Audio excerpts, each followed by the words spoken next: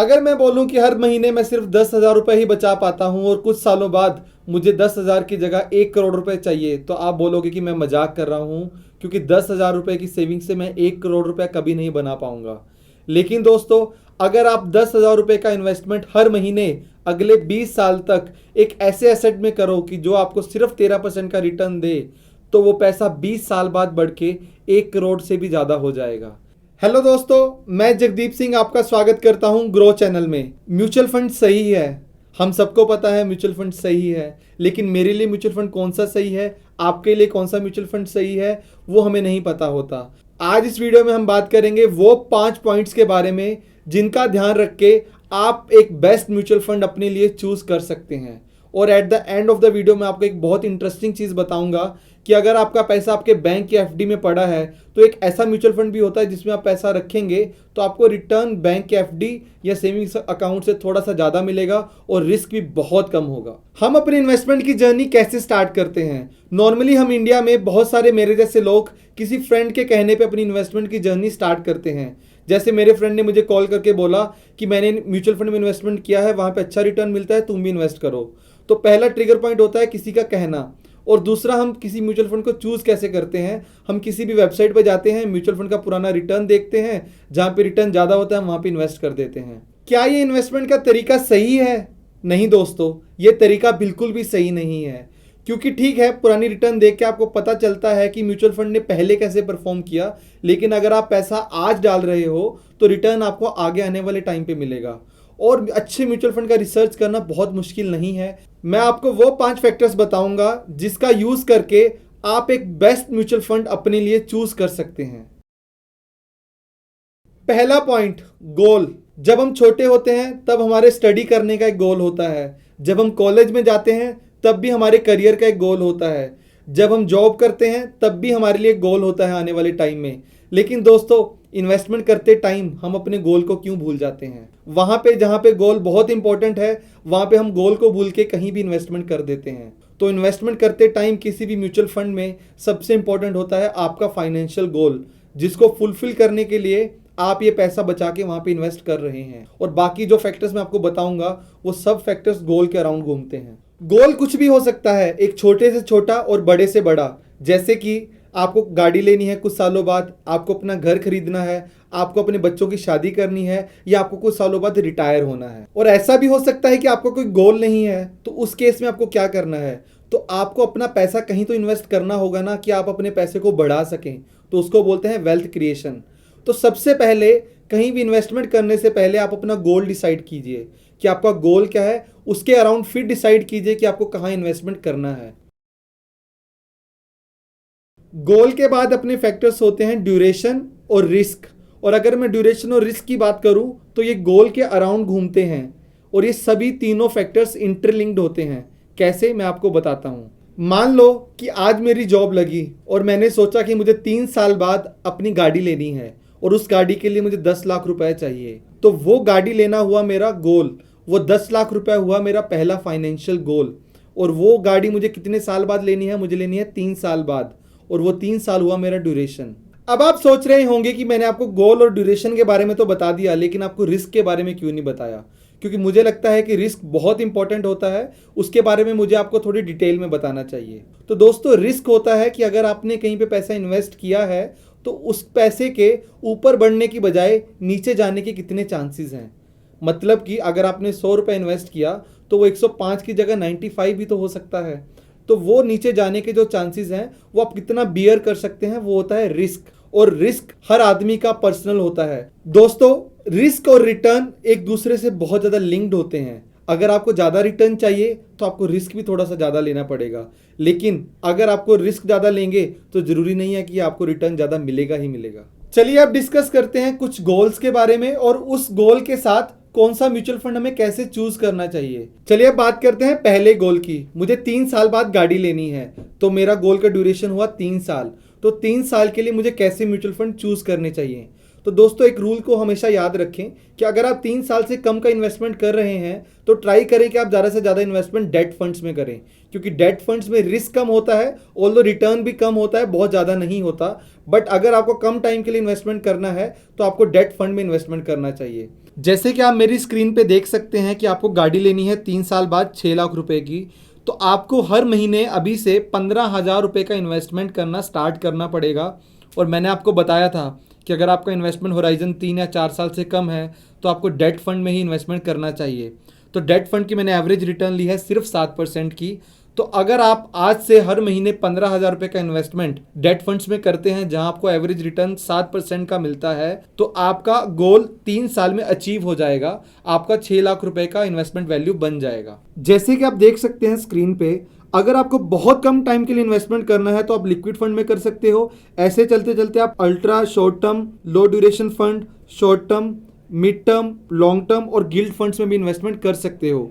जरूरी नहीं है कि आपको डेट फंड में इन्वेस्टमेंट सिर्फ शॉर्ट टर्म के लिए करना है। अगर आप रिस्क बहुत कम लेना चाहते हो लेकिन आप इन्वेस्टमेंट लॉन्गर टर्म के लिए करना चाहते हो, तब भी आप डेट फंड्स का यूज कर सकते हो इन्वेस्टमेंट के लिए। और इसी स्क्रीन में एट द एंड आप देख सकते हो एक बहुत स्पेशल फंड होता है गिल्ट फंड। गिल्ट फंड एक थोड़ा सा अलग तरह का डेट फंड होता है जो सिर्फ गवर्नमेंट सिक्योरिटीज में इन्वेस्ट करता है, जैसे कि गवर्नमेंट बॉन्ड्स, म्यूनिसिपैलिटी के बॉन्ड्स, इसके अलावा स्टेट गवर्नमेंट्स के बॉन्ड्स में भी इन्वेस्ट करता है। तो ये रिलेटिवली सेफर होता है और लास्ट 1 साल में गिल्ट फंड्स ने 12% से ज़्यादा का रिटर्न दिया है। अब चलते हैं अपने सेकंड गोल पे। मेरा सेकंड गोल है कि मुझे घर लेना है 10 साल बाद। तो अब मेरा गोल हुआ घर लेना, मेरा ड्यूरेशन हुआ 10 साल।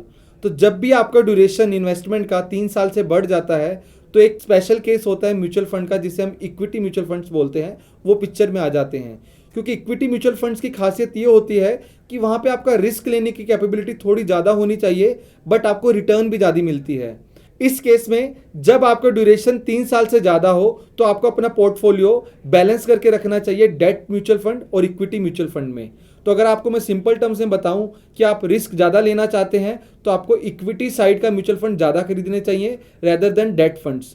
अगर आपको ड्यूरेशन उतना ही है लेकिन आपको रिस्क कम लेना है तो आप डेट फंड्स का अपना एलोकेशन बढ़ा दें और इक्विटी फंड्स का एलोकेशन कम कर दें। अब बात करते हैं अपने सेकंड गोल की कैलकुलेशन की। आपको घर चाहिए आज से 10 साल बाद जिसकी वैल्यू होगी 50 लाख रुपए। तो अगर मैं आज हर महीने 25,000 रुपये का इन्वेस्टमेंट करूं, जैसे कि मैंने आपको बताया हमारी ड्यूरेशन है 10 साल की, तो मैं डेट और इक्विटी दोनों में इन्वेस्ट करूंगा, तो मेरा अगर ओवरऑल जो रिटर्न आए वो 10% का निकल के आए दोनों में से, तो मेरा इन्वेस्टमेंट गोल अचीव हो जाएगा। मेरा इन्वेस्टमेंट वैल्यू 50 लाख का हो जाएगा अगले 10 साल के बाद, जिससे आप अपना घर खरीदने का सपना पूरा कर सकते हैं। Different types of debt fund जैसे कि मैंने आपको दिखाया था, वैसे ही इक्विटी म्यूचुअल फंड में भी कई तरह के म्यूचुअल फंड्स होते हैं। जैसे कि आप स्क्रीन में देख सकते हैं small cap mutual fund, large cap mutual fund, mid cap mutual fund और मल्टी कैप म्यूचुअल फंड। अगर हम स्टार्ट करें लार्ज कैप से, तो large cap equity mutual funds वो होते हैं जो लार्ज कैप कंपनीज में इन्वेस्ट करते हैं। लार्ज कैप कंपनीज जैसे कि रिलायंस, कोटक महिंद्रा बैंक, जो बड़ी कंपनीज होती हैं हमारी।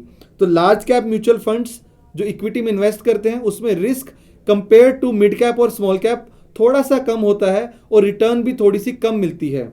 वैसे ही स्मॉल कैप म्यूचुअल फंड्स वो होते हैं जो स्मॉल कैप कंपनीज में इन्वेस्ट करते हैं, जैसे कि छोटी कंपनीज में। चलिए अब बात करते हैं मेरे तीसरे गोल की। मान लो आज मेरी एज 28 ईयर्स है और आज से 32 ईयर्स बाद मुझे रिटायर होना है, और रिटायर होते टाइम मुझे कुछ पैसा चाहिए ताकि मैं अपनी बेसिक नीड्स को पूरा कर सकूं।